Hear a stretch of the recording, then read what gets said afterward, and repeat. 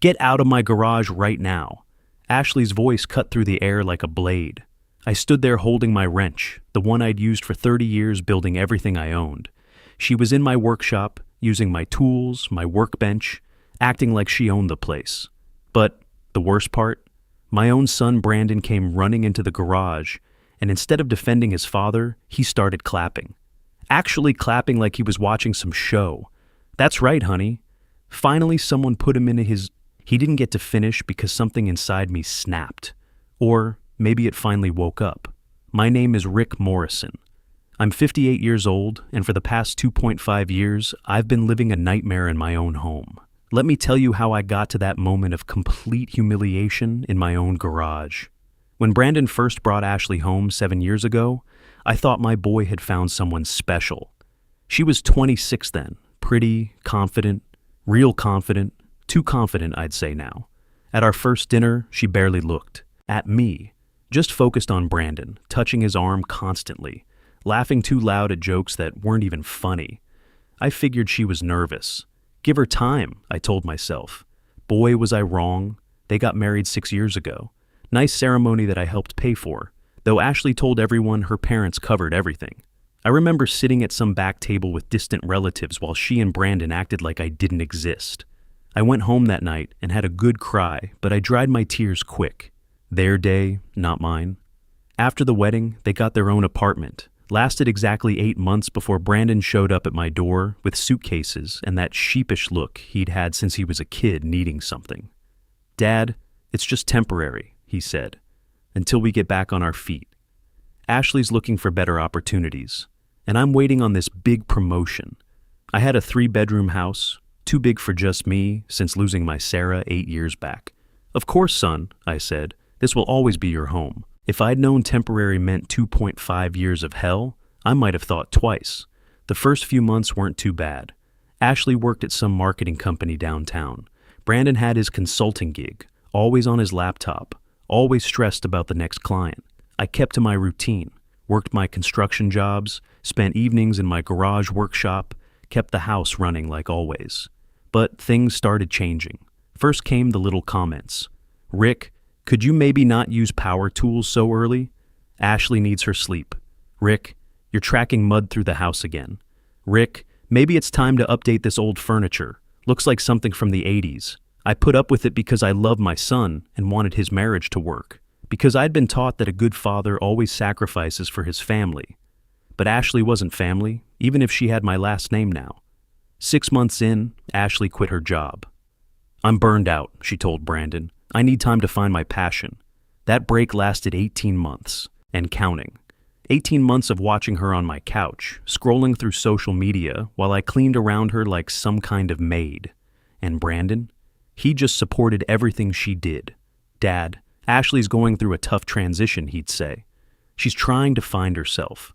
Find herself while I cooked, cleaned, and paid most of the bills because Brandon's consulting work was drying up fast. The disrespect got worse. She started giving me orders in my own house. Rick, I want the TV tonight. My show's on. Rick, my parents are coming this weekend. Make sure the guest room's perfect. Rick, don't use that soap. It irritates my skin. My soap, my house, like I was the guest and she was the owner. But what happened last Saturday changed everything, even if they didn't know it yet. I was in my garage workshop, my sanctuary, the place where I'd restored classic cars, built furniture, and fixed neighbors' problems for 25 years. Just working on my old Chevy, nothing fancy. The garage was perfectly organized. Pegboard walls with every tool in its place. Labeled storage bins. A workbench I'd built myself from solid oak. This was my domain where everything made sense. Then Ashley and her mother, Patricia, came barging in with shopping bags from some craft store, talking loud and acting like they owned the place. Today, I'm going to organize this mess, Ashley announced, looking around my perfectly organized workshop like it was some disaster zone. She gestured at my tool pegboard with disgust. All these rusty old things everywhere. It's like a museum, Patricia laughed. My girl's always been good at fixing things, unlike some people who just hoard junk. 30 years of craftsman tools, snap-on equipment I'd saved up for. Precision instruments that built half the houses in this neighborhood. They called it junk. They started moving my tools around, pulling things off my pegboard, rearranging my workbench. 30 years of organization, and they're treating it like their personal storage unit. Ashley grabbed my Torx wrench, a $200 precision tool, and tossed it into a random drawer. I tried to speak up. "Excuse me, I was working on—" Ashley cut me off with that tone you'd use on a dog. "Rick, this is my space now too. I need room for my craft supplies. Could you maybe find somewhere else to play with your toys?" My toys. Tools that built half this neighborhood, that put food on our table, that taught Brandon how to fix things with his own hands. And she calls them toys. Something burned in my chest, but I kept quiet like always. That's what I did. Kept quiet, swallowed my pride. "Sure," I mumbled, and started walking out of my own garage. Then I heard Patricia whisper, just loud enough for me to catch every word. "You finally put him in his place. This house needed someone to take charge." Both of them laughed as I walked away with my head down and my heart breaking. I sat in my bedroom listening to them crash around in my workshop. 2 hours later, Ashley's whole family showed up for some impromptu gathering. Her father, Vincent, a real estate agent who always bragged about deals he probably never made. Her sisters, Nicole and Stephanie, just as entitled as Ashley. Cousins, aunts, all walking into my house without so much as a hello. I stayed upstairs like a prisoner, smelling the barbecue they were cooking on my grill in my backyard. Then Brandon knocked on my door without waiting for an answer. "Dad, what are you doing hiding up here? Come down. It's Ashley's family dinner." I looked at my son, this 36-year-old man I barely recognized anymore. "Brandon, she kicked me out of my own garage." He sighed like I was the problem. "Dad, please don't be dramatic. She's just trying to make some improvements. Besides, you know how stressed she's been. Always Ashley's stress, never her complete lack of respect." I went downstairs because I didn't want to look like the bad guy, put on a clean shirt and joined the party with a fake smile. My living room was full of people. My living room with my furniture, my photos on the walls. But I was invisible. Nobody greeted me, not one person. When dinner was announced, I followed everyone to my backyard. All the patio chairs were taken, every single one. I just stood there feeling my face burn with embarrassment. Vincent looked at me and chuckled. "Looks like no room for you, Rick. Maybe eat inside? You spend all your time there anyway." Everyone laughed, and Brandon said nothing. My own son said nothing. But then my phone buzzed. Text message from Gary Stevens, my accountant for the past 15 years. "Rick, urgent. Need to talk about your property documents. Found something you need to know. Brandon tried to refinance using forged paperwork. Call me." My blood went cold. I read it 3 times to make sure I understood. Brandon, my son, had tried to steal my house using fake documents. The house I'd owned for 25 years, paid for with my own sweat and blood. I went. Inside without anyone noticing? Why would they? I was invisible in my own home. Called Gary immediately. "Rick, thank God you called back," Gary said. 2 weeks ago, the bank contacted me about documents I supposedly certified for refinancing your property. Documents I'd never seen. Someone forged my signature, submitted papers claiming you gave Brandon power of attorney over the house. I felt like I couldn't breathe. The bank caught it because the numbers didn't add up, Gary continued. I stopped everything and opened an investigation. "Rick, Brandon tried to put a $120,000 lien on your property without your knowledge. That's fraud." $120,000. My house was worth about $320,000, and my son tried to steal almost half of it using fake papers. "There's more," Gary said. "I did some digging. Brandon and Ashley have debts totaling $140,000. Credit cards, business loans for that failed startup, personal loans for their lifestyle. They're drowning, Rick." Everything made sense now. The way they'd been looking at me lately, like I was in the way of something. The comments about the house being too big for one person. They wanted me gone so they could take everything. "Gary, I need you to document all of this," I said. "But don't file anything yet. I want to see how far they'll go." That night, I heard them talking in their room. The walls aren't that thick, and they weren't exactly whispering. "I don't understand why the bank rejected the loan," Ashley was saying. "Matt said those documents were foolproof." Matt, Brandon's friend who apparently helped with the forgery. "Someone got suspicious," Brandon replied. "But don't worry, we'll find another way. We need that money fast." The collectors aren't waiting much longer. Your father just sitting in this big house all alone, Ashley said. It's wasteful. This property's worth a fortune. My house, my life's work. They were talking about it like it was already theirs. I couldn't sleep that night, but something changed in those dark hours. Instead of just feeling hurt, I started feeling something else. Anger. Cold, calculated anger that made me think clearly for the first time in years. They didn't know who they were dealing with. Brandon only knew Rick the handyman dad, the guy who fixed things around the house and always said yes. He'd never met Rick the businessman. See, for the past 25 years, while I played the humble construction worker, I'd been building something they never suspected. Morrison Construction started as just me and a pickup truck after Sarah died. I needed purpose, needed to stay busy. Started small, home repairs, small renovations, but I was good at it, real good. Word spread. One job became 10, 10 became 50. 5 years in, I hired my first crew. 10 years in, I had 3 crews running different projects. Now, Morrison Construction runs 4 full crews, handles commercial contracts, residential developments. We built the new medical center downtown, renovated the high school, constructed half the housing development on Maple Street. Last year alone, we pulled in $900,000 in revenue, but I kept it quiet. Used a business manager, Nathan Hughes, to handle the day-to-day operations. I wanted Brandon to love me for who I was as a father, not what I had in the bank.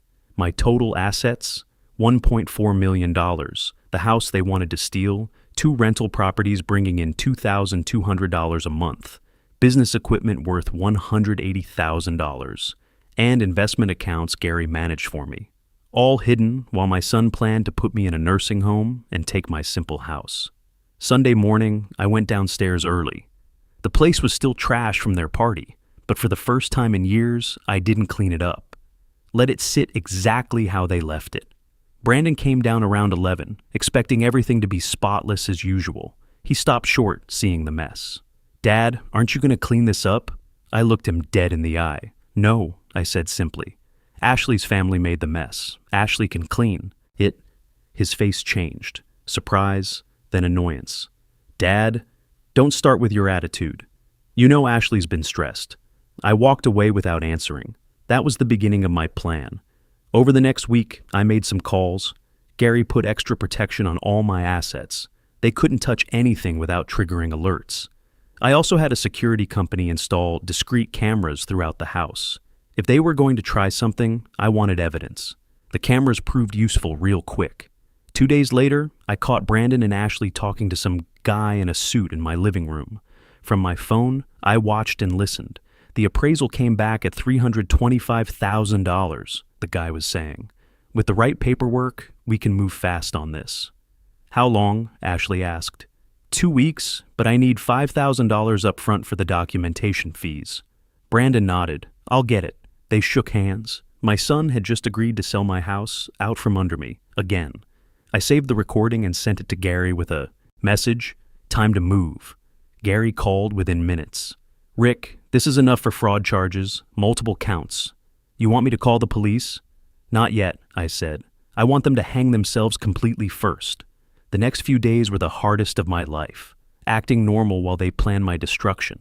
Ashley even cooked dinner one night, calling me to the table with a sweet smile. I thought we should eat together as a family. Family.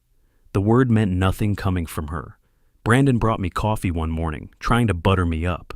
"Dad, Ashley and I have been thinking about your situation. My situation.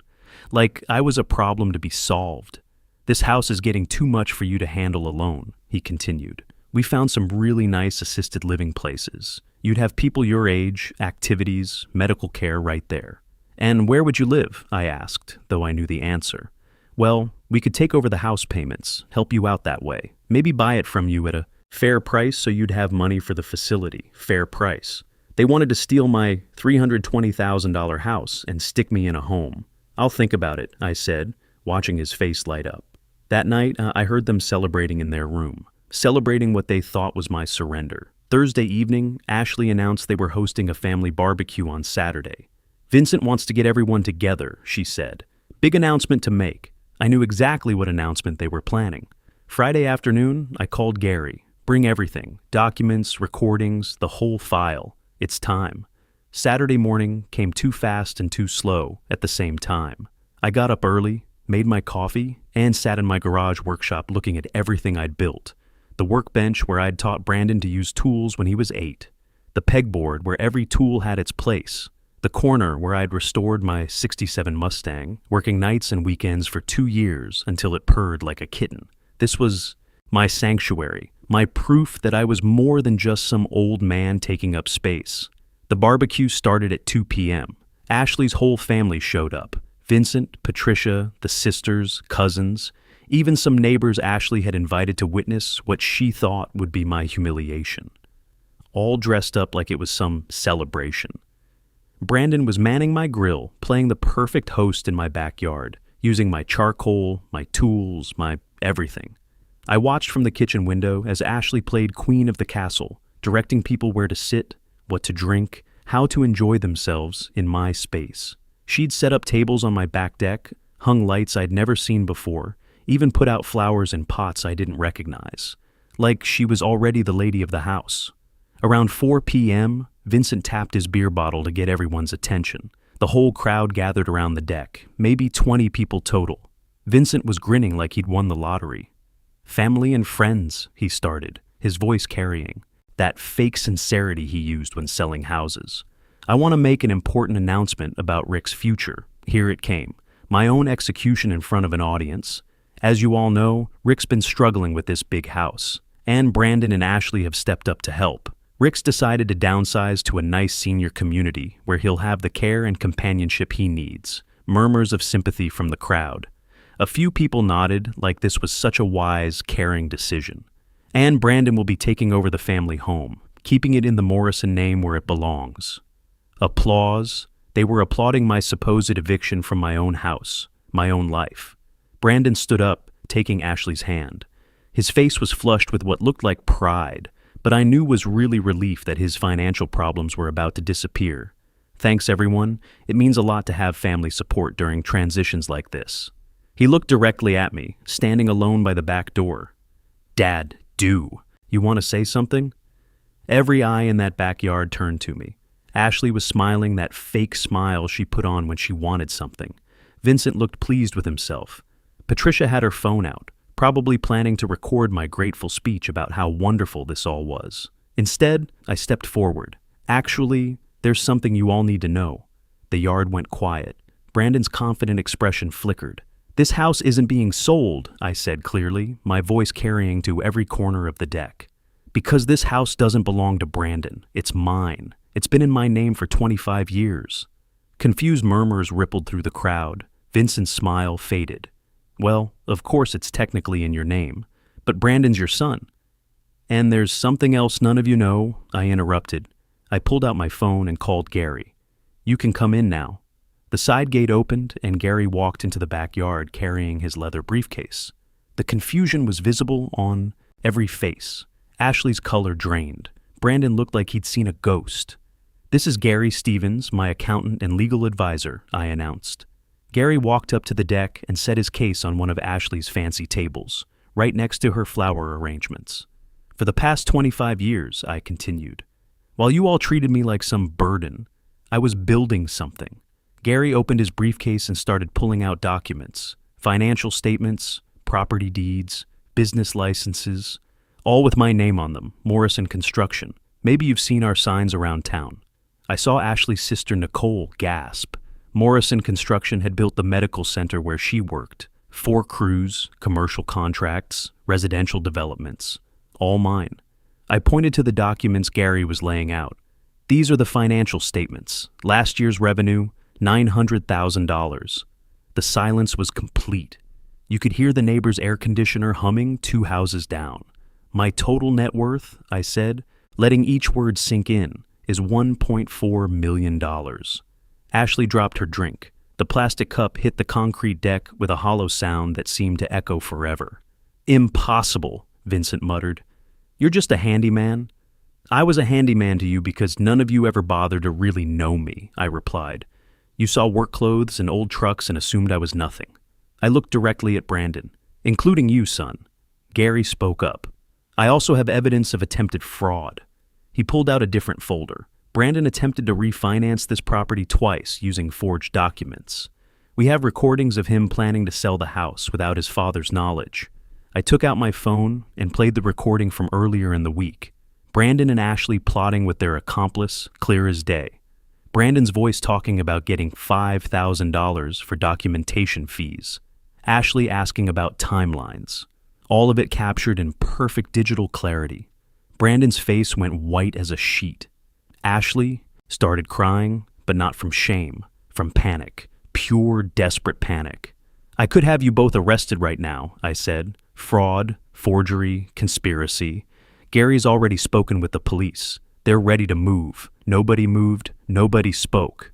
But I won't. You know why? Brandon's eyes flickered with hope. Because despite everything, you're still my son. My voice cracked a little. But there are conditions. Vincent leaned forward. I could see him calculating, wondering how this affected his own interests. First, you're moving out. 2 weeks. 2 weeks? Ashley squeaked. Where are we supposed to go? That's your problem, I said. Second, you're both getting jobs. Real jobs. No more sitting around living off me while I work 50-hour weeks. Third, I continued, I'm going to pay off your $140,000 in debts. Vincent perked up immediately. I could see dollar signs in his eyes. But I'm paying the creditors directly, I added. You won't see a cent. And Vincent, about that money you loaned them.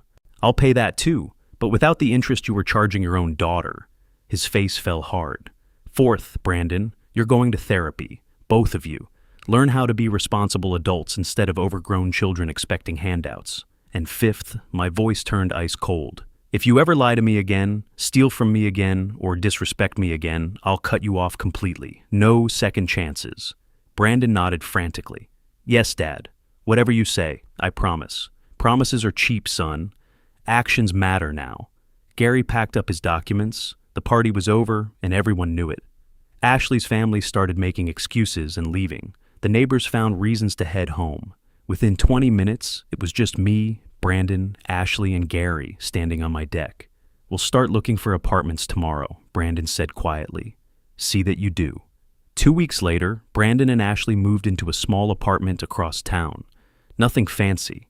A one-bedroom place above a pharmacy, $800 a month, plus utilities. But it was theirs, paid for with their own money.